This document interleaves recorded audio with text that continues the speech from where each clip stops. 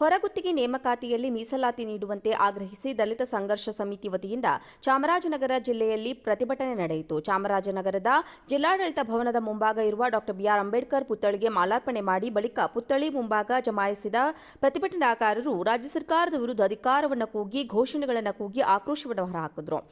ಈ ವೇಳೆ ಸಂಸದ ಜಿಲ್ಲಾಧ್ಯಕ್ಷ ಹಿರಿಯೂರು ರಾಜಣ್ಣ ಮಾತನಾಡಿ, ಸರ್ಕಾರವು ಹೊರಗುತ್ತಿಗೆ ನೇಮಕಾತಿಗಳಲ್ಲಿ ಮೀಸಲಾತಿ ನಿಯಮಗಳನ್ನು ಜಾರಿಗೆ ತರಲು ಆದೇಶ ನೀಡಿರುವುದನ್ನು ದಲಿತ ಸಂಘರ್ಷ ಸಮಿತಿಯು ಸ್ವಾಗತಿಸುತ್ತದೆ. ಆದರೆ ಸರ್ಕಾರದ ಸುತ್ತೋಲೆಯ 1 ಮತ್ತು 6ನೇ ಷರತ್ತುಗಳು ಸರ್ಕಾರದ ಸದುದ್ದೇಶ ಹೊರಗುತ್ತಿಗೆಯಲ್ಲಿನ ಮೀಸಲಾತಿ ನೀತಿಗೆ ವಿರುದ್ಧವಾಗಿದೆ. 1 ಮತ್ತು 6ನೇ ಷರತ್ತನ್ನು ಮಾರ್ಪಾಡುಗೊಳಿಸಿ ಉದ್ಯೋಗಿಗಳನ್ನ ಸಂಖ್ಯೆ ಎಷ್ಟೇ ಇರಲಿ ಮತ್ತು ಎಷ್ಟೇ ಅವಧಿಯದ್ದಾಗಿರಲಿ ಅಲ್ಲಿ ರೋಸ್ಟರ್ ನಿಯಮಗಳ ಅನುಸಾರವಾಗಿ ನೇಮಕಾತಿ ಪ್ರಕ್ರಿಯೆಗಳು ಕಡ್ಡಾಯವಾಗಿ ಇರಲೇಬೇಕು ಎಂದು ಆಗ್ರಹಿಸಿದ್ದಾರೆ.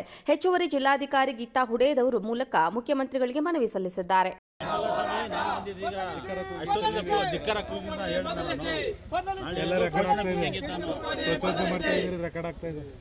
ಇಲ್ಲ ಮಾಡಿಲ್ಲ ಮಾಡಬೇಕು.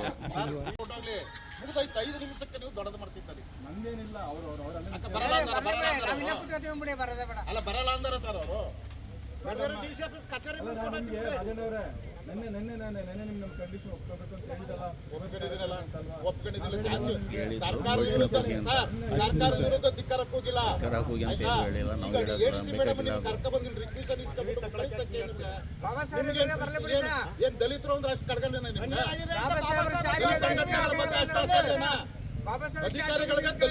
ದಲಿತ ಸಂಘಟನೆಗಳ ಬಗ್ಗೆ ಇಷ್ಟೊಂದು ಅಸಡ್ಡೆ ಇದ್ದ. ಬರೀ ರೈತ ಸಂಘ 5 ಜನನ ಕರ್ಕೋರಪ್ಪ ನೀವು. ನಮ್ಮನ್ನ ಕೆಟ್ಟವ್ರು ಮಾಡಕ್ ಮಾಡ್ತಾ ಇದ್ದೀರಿ ನೀವು ಸಂಘಟನೆಗಳನ್ನ. ನೀವು ಹೊಸ ಅನುಭವ ನಗದ ಸಾಹೇಬರ್ ನಿಂತರ ಎಷ್ಟು ಫೇಸ್ ಮಾಡಾರ ಅವರು.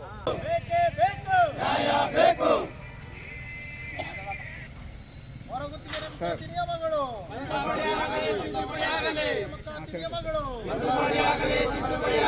ನೇಮಕಾತಿ ನಿಯಮಗಳು ಬೇಕು. ದಲಿತರ ಹೋರಾಟಕ್ಕೆ, DSS ಹೋರಾಟಕ್ಕೆ, ದಲಿತ ಸಂಘಟನೆಗಳ ಹೋರಾಟಕ್ಕೆ ಬೇಕೇ ಬೇಕು, ಬೇಕೇ ಬೇಕು. ಜಿಂದಾಬಾದ್ ಜಿಂದಾಬಾದ್ ಅಂಬೇಡ್ಕರ್, ಜಿಂದಾಬಾದ್ ಜಿಂದಾಬಾದ್ ಅಂಬೇಡ್ಕರ್, ಜಿಂದಾಬಾದ್ ಅಂಬೇಡ್ಕರ್, ಜಿಂದಾಬಾದ್. ಹೊರಗುತ್ತಿಗೆ ನೇಮಕಾತಿ ನಿಯಮಗಳು